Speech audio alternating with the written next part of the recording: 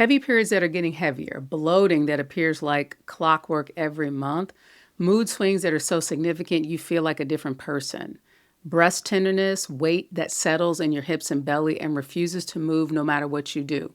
You've been told this is just perimenopause. You've been told this is normal. You've been told your labs look fine. You were right, though. Something was wrong. In a significant number of women over 40 experiencing exactly these symptoms, the answer is actually estrogen dominance. It's not a vague hormonal imbalance, it's a specific, measurable, testable, and correctable hormonal state. Today, I'm going to show you exactly what it is, what causes it, how to identify it, and what actually corrects it. I'm Dr. Malaika Woods, double board certified MD in obstetrics and gynecology and obesity medicine. I'm also certified with the Institute for Functional Medicine and certified in hormone optimization with WorldLink. I've been treating women in perimenopause and menopause for over a decade in the Lee Summit, Missouri area. I specialize in bioidentical hormones, thyroid disorders, weight, gut, and really the hormonal picture I'm about to describe is one that I've evaluated hundreds of times in my practice. And I want to be transparent with you. I understand hormonal imbalance from both sides of the desk because I've navigated my own hormonal and metabolic challenges. I gained and lost 60 pounds, so I know exactly what it feels like to do everything as best you can, but still feel like your body's working against you.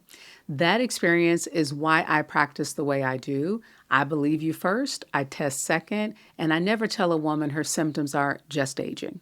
Most explanations of estrogen dominance gets this wrong, and that wrong understanding leads to wrong treatment. Estrogen dominance does not necessarily mean your estrogen is high. It means your estrogen is high relative to progesterone. That ratio is what determines how you feel.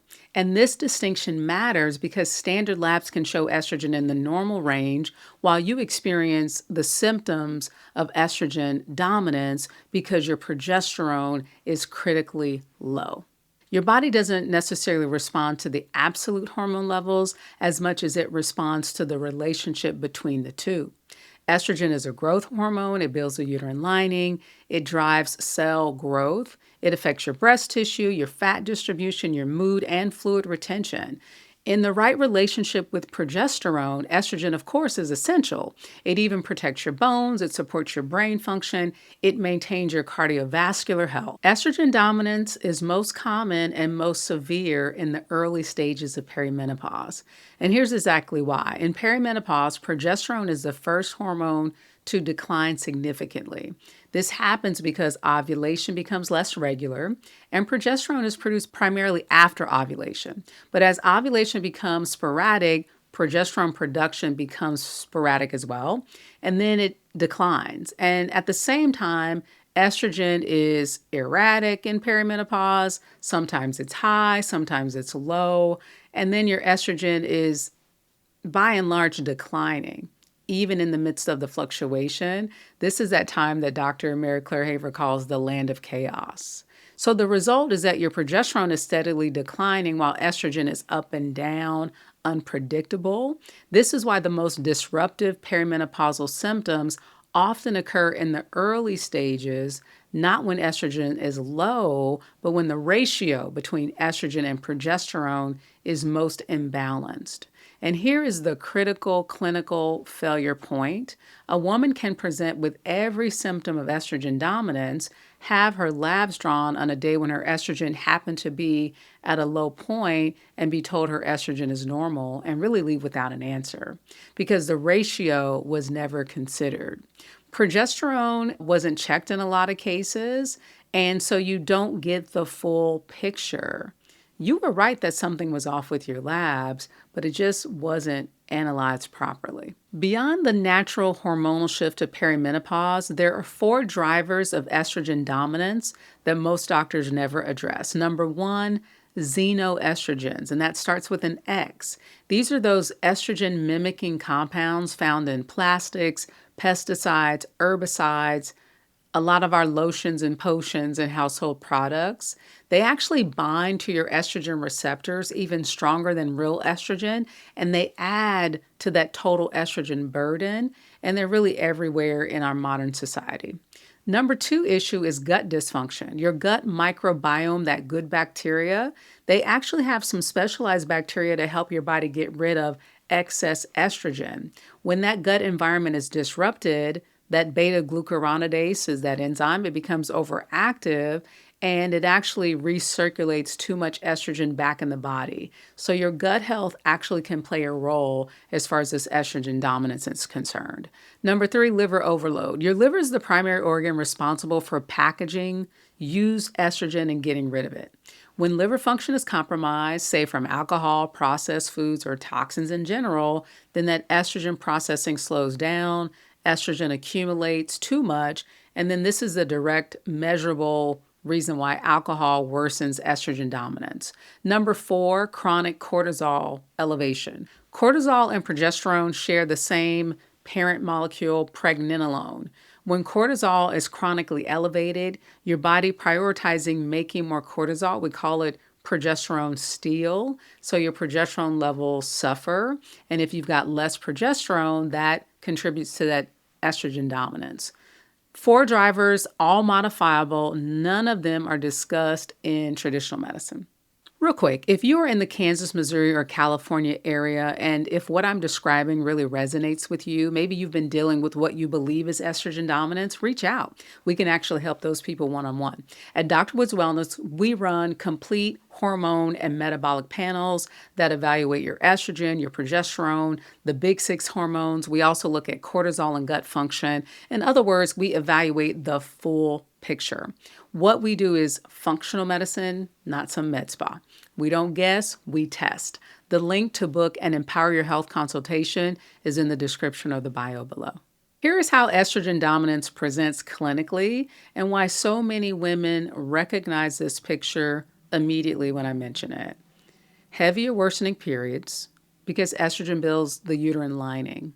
And without enough progesterone to oppose it, that lining can grow excessively. Heavier, more painful periods, often irregular cycles. Fibroids and endometriosis, definitely signs of excess estrogen.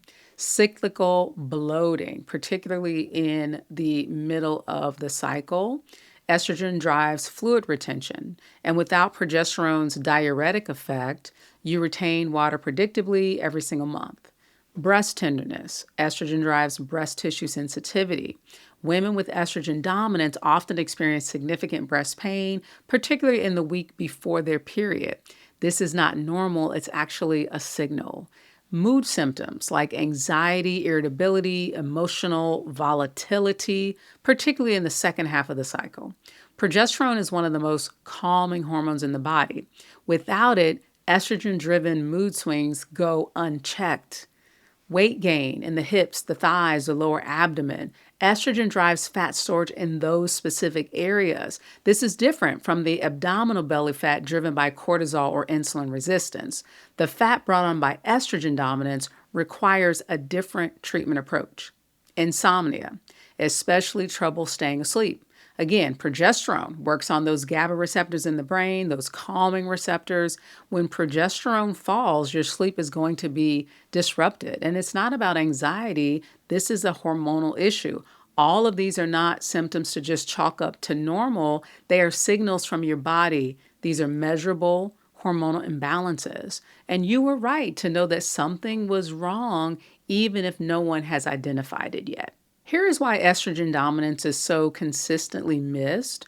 Most doctors don't test hormones at all, and they don't consider this as a real issue.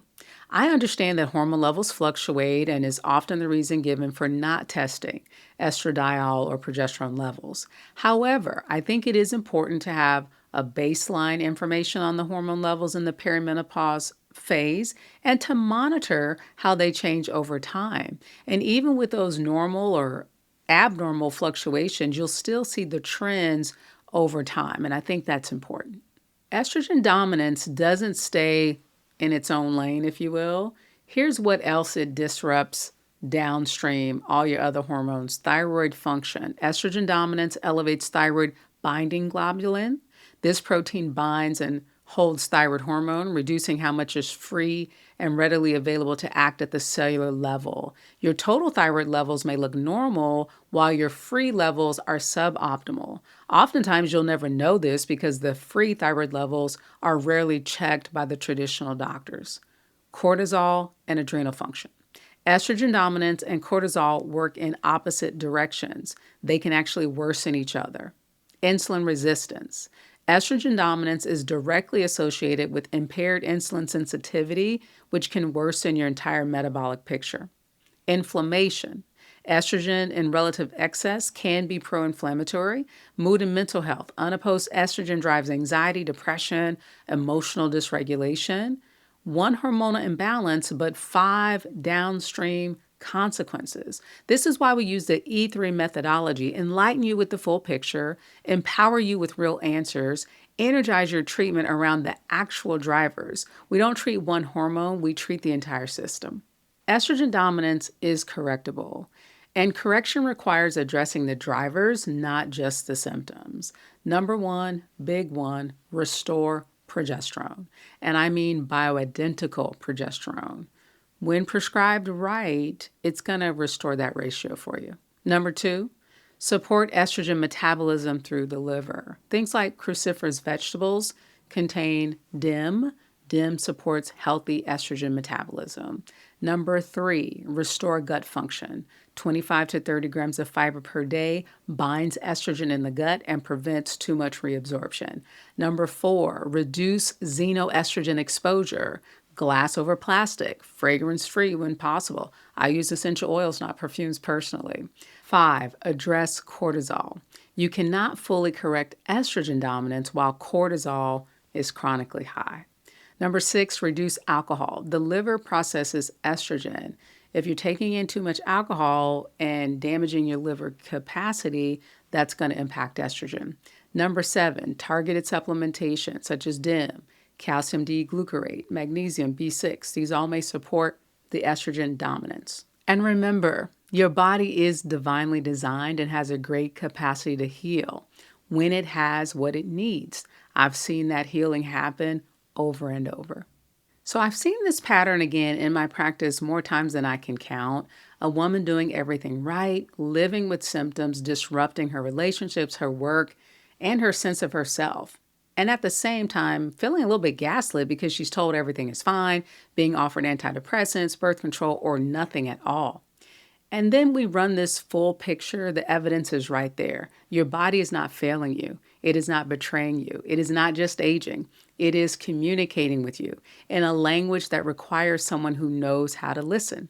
And when someone does finally listen and gives your body what it needs, your body responds. Your family gets you back. I've seen it happen over and over again. Again, I'm Dr. Malaika Woods. Subscribe and follow to get more content like this. And I'm curious, do you think your symptoms might be related to estrogen dominance? Please share. I read every comment. And if you know a woman living with these symptoms who has been dismissed, please share this with her. She may be exactly where you were before you found this.